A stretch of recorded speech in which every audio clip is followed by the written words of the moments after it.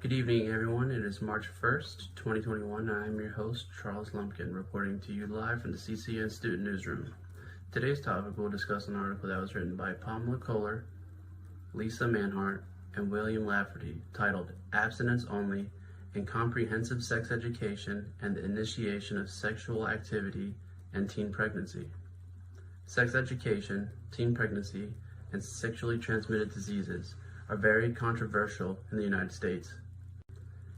In this study, researchers took single heterosexual adolescents ages 15 through 19 years old to participate in Cycle 6 of the National Survey of Family Growth and reported on formal sex education received before their first sexual intercourse. They compare the sexual health risks of adolescents who received abstinence-only and comprehensive sex education to those who received no formal sex education. The study showed that adolescents who received comprehensive sex education were significantly less likely to report teen pregnancy than those who received no formal sexual education. The study also showed that abstinence-only education did not reduce the likelihood of engaging in vaginal intercourse. Comprehensive sex education was marginally associated with a lower likelihood of reporting having engaged in vaginal intercourse. Neither abstinence-only nor comprehensive sex education significantly reduced the likelihood of reported STD diagnoses. To conclude, the study showed that teaching about contraception is not associated with an increased risk of adolescent sexual activity or STDs. Adolescents who received in-depth comprehensive sex education had a lower risk of pregnancy than adolescents who received abstinence-only or no sex education at all. Now we tune into the reporters in the field. Hey, my name's Chance. I'm here with my friend Lucas. Alright, Lucas, we're going to be asking you some questions about sex education today. Is that okay? Alright. Nice! Okay, number one, what do you believe sexual education is? It's the education about sex. Man, what a good answer. Number two, what do you believe abstinence is? Abstinence? Abstinence, yeah. I'm not really sure, to be honest. He's Swedish, so it's okay. Abstinence is basically not having sex. It's the teaching of you do not have sex. For a long time? Or? No, until marriage. Alright. Or until forever. Alright. Alright, do you think sex education should be taught or should abstinence be taught instead? I think sex education should be taught more than abstinence. Okay, good. What common. age should it be taught? Maybe around 9, 10. Okay, 11. okay. That's around when you start hitting puberty? Yeah. Where or whom should it be taught by? Probably teacher, I guess, in school. Is it over your parents? Yeah, that's true too, but maybe both. Okay. Both in home and in school. Okay, and why did you choose sex education over abstinence? Because I feel like it's more common. Yeah, of course. Alright, that about wraps it up, so thank you. Hey, my name's Chance, I'm here with my friend Connor. Alright, he's funny. I'm gonna be asking you a couple questions about sex education, is that okay? Yes. Okay, Connor. Alright, number one, what do you believe sex education is? Just the teaching of sex, you know. Okay, yeah, that's smart. Alright, what do you believe abstinence is? It's not like doing it until marriage, you know. Yeah, of course. Alright. Like, most Christians are taught that, you know. Yeah. Do you know any other religions that are taught that? Muslims? I'm not sure. I'm not sure, actually. I just asked you because I thought you would. Do you think sex education should be taught or should abstinence be taught? I think abstinence should be taught. Abstinence? Okay, that's the first of the day. At what age should it be taught? Probably 12. 12? Okay, that's okay. Oh wait, 3. So start them young so that they know, so that anything else they hear is wrong. Yes. Okay. Like learn at a young age, so you don't mess up. Okay, you know? that's smart. Why did you choose abstinence over sex education? Because growing up, I was growing up in a very strict family. Okay. And I was taught not to do it till marriage. Okay. And do you still abide by that? Yes, I do. Okay. Till I die. Till you die? Yeah. Do you plan on getting married? Yes. Okay. All right. All right. Thank you. That about wraps it up. Reporting to you live from Vero Beach, Florida, a big debate that has been circulating the country. Abstinence only until marriage versus comprehensive sex education. Abstinence only until marriage was created to maintain an environment in which young people are taught to remain abstinent and restrained from performing any sexual acts until marriage. This was created to prevent teen pregnancy or any sexually transmitted diseases. Comprehensive sex education is the act of educating young people about sexually transmitted disease, different anatomy, and any other concerns about sex, while teaching the young people that abstinence is the safest way to prevent anything at all. An ongoing debate for generations whether or not young adolescents should be taught sex education or if they should be taught to only be abstinent. The debate has two important factors.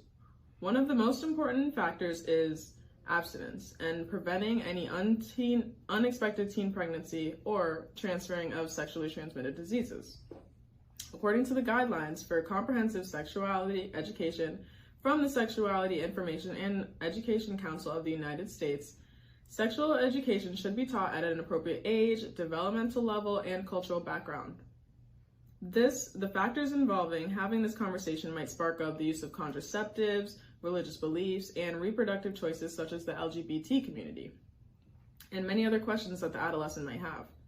The studies have shown that by educating young adolescents about the severity of engaging in sexual intercourse of any kind has shown a significant drop in unplanned pregnancies and reduction of STDs. The young people are listening. Although it seems to be the better option to teach sexual education, many people are still very strong believed about only teaching adolescents to remain abstinent until marriage.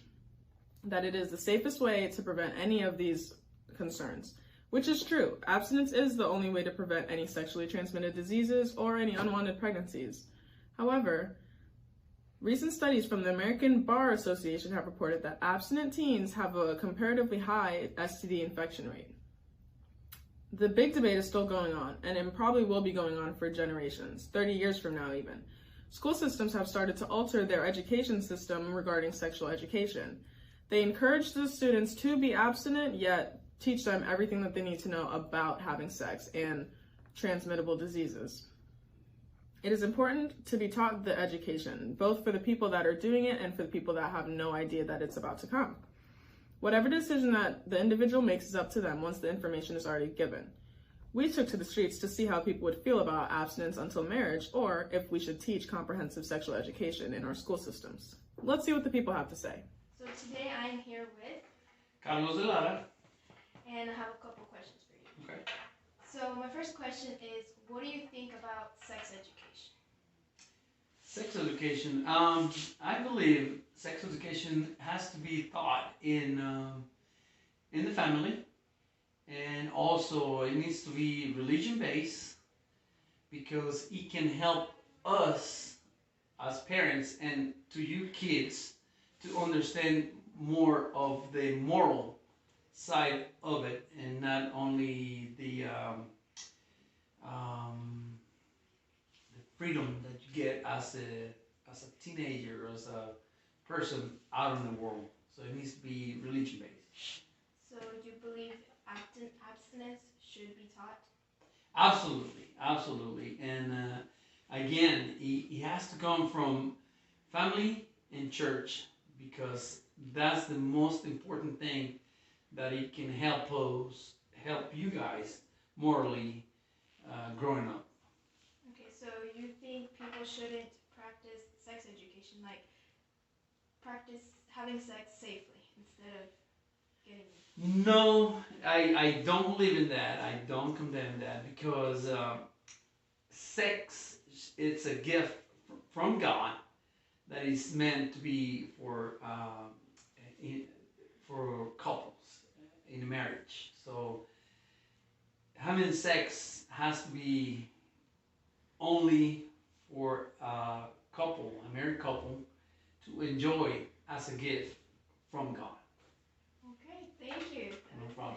Today I am here with Austin and I'm going to ask you some questions about sexual education. What do you believe sexual education is? I believe it's educating youth on how to keep themselves safe when encountering sexual encounters. And what do you believe abstinence is? Not having sex at all. Do you think sexual education should be taught or should abstinence be taught? I think sexual education should be taught And why? because people are going to have sex whether we teach abstinence or not, and I think they should know how to keep themselves safe. Okay, and where and by who should it be taught? I think it should be taught in the home and at school, because at home, yes, it should be a parent's responsibility, but they can get things misconstrued, and the kid might not understand as well as like an education-based route. Okay, and what age do you think it should be taught? I think 13. And why do you choose sexual education over abstinence? Because I was taught abstinence and not sexual education, and I had to learn it myself. Okay, thank you so much for your time. You're welcome.